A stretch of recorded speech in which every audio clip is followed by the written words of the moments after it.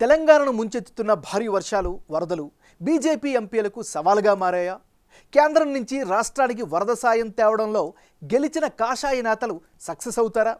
సహాయక చర్యలపై రాష్ట్ర ప్రభుత్వానికి డిమాండ్ చేయడం సరే, కేంద్ర ప్రభుత్వానికి డిమాండ్ చేసి నిధులు రాబట్టగలుగుతారా? కేంద్ర పెద్దలను డిమాండ్ చేసే సీన్ లేకపోయినా కనీసం జాతీయ విపత్తుగా ప్రకటించాలని విన్నపాలు చేస్తారా? లేకపోతే తాము గెలిచిన సెగ్మెంట్లలో వరద ఎఫెక్ట్ లేదని సైలెంట్ అయిపోతారా?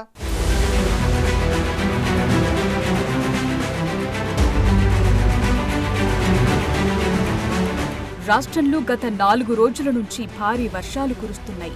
ఆ వరదలతో భారీగా ప్రాణ ఆస్తి నష్టం సంభవించింది. పంట నష్టం సైతం జరిగింది. రోడ్లు, బ్రిడ్జ్లు, రైల్వే ట్రాక్లు ధ్వంసమయ్యాయి. పొలాలు, చెరువులను తలపిస్తున్నాయి.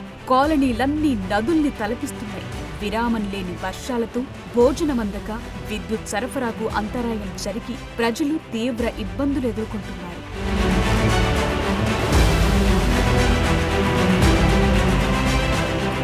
మరోవైపు ఈ వర్షాలు బీజేపీ ఎంపీలకు సైతం అగ్ని పరీక్షగా మారాయి. కేంద్రం నుంచి ఎంపీలు వరద సాయం తెస్తారా లేక సైలెంట్ గా ఉంటారా అనే ప్రశ్నలు ఉత్పన్నమవుతున్నాయి. ఎందుకంటే తెలంగాణలో బీజేపీకి 8 మంది ఎంపీలున్నారు. అందులో 2 కేంద్ర మంత్రులున్నారు. అయితే వారంతా ఎంత మేరకు వరద సాయం నిధులు తీసుకొస్తారు, ఎంత మేర చొరవ చూపిస్తారన్నది చర్చల్లో నలుగుతోంది.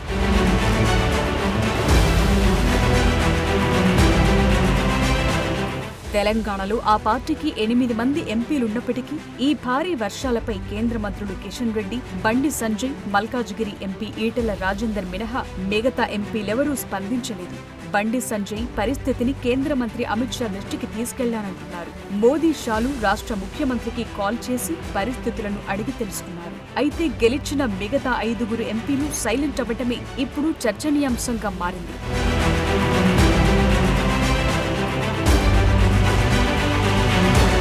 తెలంగాణలో ఉమ్మడి ఖమ్మం, వరంగల్ జిల్లాల్లో వరదలు బీభత్సం సృష్టించాయి. ఈ 2 ఉమ్మడి జిల్లాల్లోని గోదావరి పరివాహక ప్రాంతాలన్నీ అతలాకుతలమయ్యాయి. అయితే బీజేపీ గెలిచిన 8 స్థానాల్లో వరద ప్రభావం లేకపోవడంతో వారంతా సైలెంట్ అయ్యారన్న చర్చ జరుగుతోంది. ఉమ్మడి ఖమ్మం, వరంగల్ జిల్లాల్లో బీజేపీ చాలా వీక్గా ఉంది. ఎంపీ స్థానాలు గెలవలేదు. గెలవని ప్రాంతం గురించి తమకెందుకని లైట్ తీసుకున్నారా అన్న సందేహాలు వ్యక్తమవుతున్నాయి.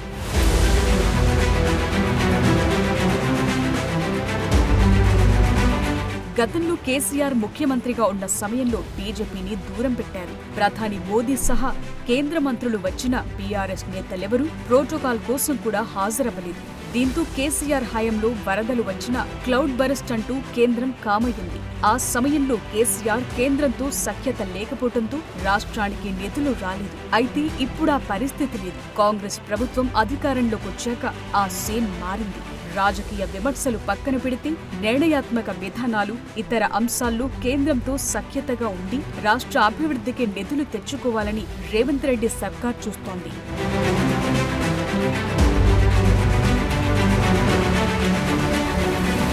ఈ క్రమంలో వరద నేపథ్యంలో కేంద్రం తెలంగాణకు ఎన్ని నిధులు కేటాయిస్తుంది అన్నది ప్రశ్నార్థకంగా మారింది. ఇందులో బీజేపీ ఎంపీలు ఏమాత్రం కృషి చేస్తారన్నది సందేహమే అంటున్నారు. ఈటెల వంటి వారు మాత్రం రాష్ట్ర ప్రభుత్వాన్ని సహాయక చర్యల కోసం డిమాండ్ చేస్తున్నారు. కానీ జాతీయ విపత్తుగా ప్రకటించి తక్షణమే రాష్ట్రానికి ఆర్థిక సహాయం అందించాలని కేంద్రాన్ని మాత్రం డిమాండ్ చేయలేకపోతున్నారు. అదేమంటే రాష్ట్రం పంపించే సమగ్ర నివేదిక ప్రకారం కేంద్ర ప్రభుత్వం స్పందిస్తుందని చెప్పుకొస్తున్నారు బీజేపీ నేతలు.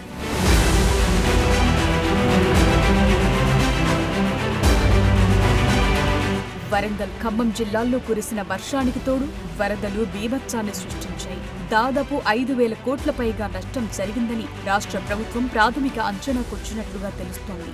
అయితే ఇది దాదాపు 15,000 కోట్లకు పైగా పెరిగే అవకాశం ఉందని భావిస్తున్నారు. ఆంధ్రప్రదేశ్లోనూ వరద బీభత్సం సృష్టించింది. ఆ రాష్ట్రంలో బీజేపీ కూటమి సర్కార్ ఉండటంతో ఏపీకి ఎన్ని నిధులిస్తారు, తెలంగాణకు ఎన్నిస్తారనే చర్చ జోరుగా సాగుతోంది.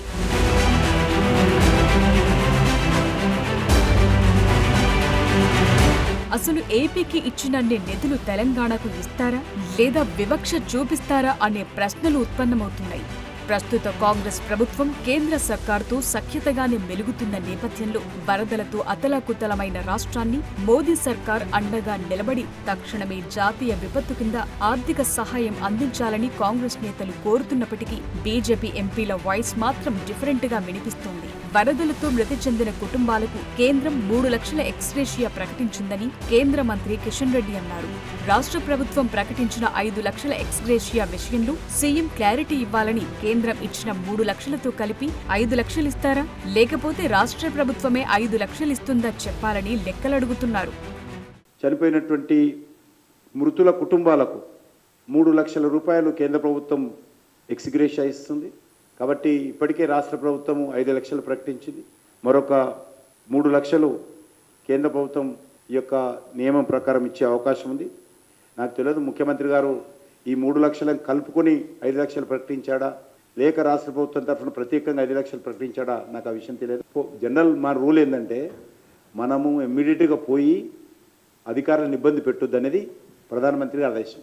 జనరల్గా అధికారులందరూ కూడా రిలీఫ్ యాక్టివిటీలో ఉన్నప్పుడు మంత్రులు కానీ కేంద్ర నాయకులు కానీ ప్రధానమంత్రి కానీ పర్యటించి వాళ్ళ యొక్క దృష్టిని మరి ఇబ్బంది పెట్టకుండా వాళ్ళ యొక్క దాంట్లోనే పనిచేసే విధంగా ఉండాలనేది ఆల్ ఇండియా నామ్స్.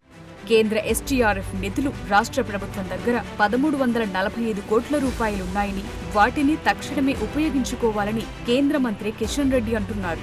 అంతేకాదు యూటిలైజేషన్ సర్టిఫికేట్ కింద 802 కోట్లున్నాయని, యూసీ సర్టిఫికేట్ ఇవ్వగలిగితే ఆ నిధులు కూడా కేంద్ర ప్రభుత్వం ఇస్తుందని చెప్పుకొస్తున్నారు. ఇక కేంద్ర ప్రభుత్వం వేటిని జాతీయ విపత్తులుగా ప్రకటించడం లేదని కిషన్ రెడ్డి చెబుతున్న మాటలను బట్టి చూస్తుంటే రాష్ట్రానికి మొండి చేయి మిగిలే పరిస్థితి కనిపిస్తోంది. అంటే క్లియర్గా కేటగిరికల్గా రాష్ట్ర ప్రభుత్వం దగ్గర డబ్బు ఉంది, కేంద్ర ప్రభుత్వంది డిజాస్టర్ ఫండ్ కింద కేంద్ర ప్రభుత్వం నుంచి డబ్బుని ఖర్చు పెట్టుకోవాలి. తర్వాత కేంద్ర బృందాలు వస్తాయి, దానికి సంబంధించినటువంటి నివేదికలు తీసుకుపోయిన తర్వాత అడిషనల్ ఫండ్స్ ఇస్తారు. తప్పకుండా అవసరం ఉంటుంటే పర్యటిస్తారు. ఇప్పుడు సహాయం చేస్తున్నాం కదా, ఏ విపత్తు అయితే ప్రజలను ఆదుకోవాలి, వాళ్ళకు సహకారం అందించాలి. ఇప్పుడు ఉన్న డబ్బు అయితే ఖర్చు పెట్టని ఉండేది.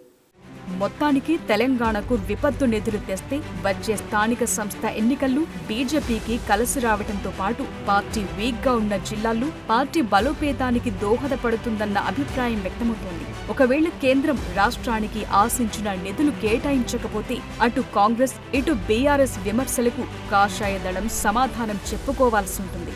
మరి కేంద్ర ప్రభుత్వం రాష్ట్రానికి నిధుల కేటాయింపు అంశంపై ఏ విధంగా స్పందిస్తుంది? రాష్ట్ర బీజేపీ ఎంపీల యాక్షన్ ప్లాన్ ఎలా ఉంటుందో చూడాలి.